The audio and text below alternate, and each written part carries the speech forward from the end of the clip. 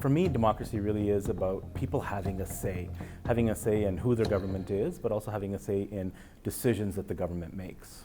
In general, in Canada, our democracy is very solid, and we have people who definitely have a say in who their government is. I've been to other countries and have talked to people who, have they feel like they would never have an opportunity to meet their local representative just because of maybe who they are or their status, or just that accessibility doesn't exist. But here in Canada, so many people, our system is much more open, and I think that's a great part of who we are as Canadians.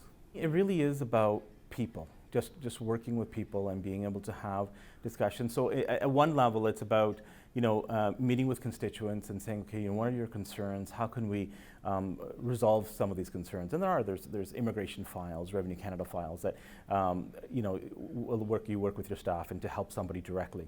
And then there's issues about how can we help, at a point where we can represent you and say, okay, here's the problem with a policy, or here's the problem with the way a law affects certain people, and that needs to be addressed. And so how can we work to make those changes? And that excites me, to get involved in that and to be able to make changes and to help people. When I was the Minister of State for Democratic Reform, we talked to a lot of people, and one of the things that really, I thought was engaging was when people told me that one of the first times what they remember about voting was going with their parents and going to vote. And those people that did that, the people that went with their parents before they were able to vote themselves, and stood in line, went through the whole process, and they felt that their parents felt this was an important thing. This is part of our duty as Canadians. This is those are the people that also voted as well. And really, it wasn't when I talked to so many people about why do you vote.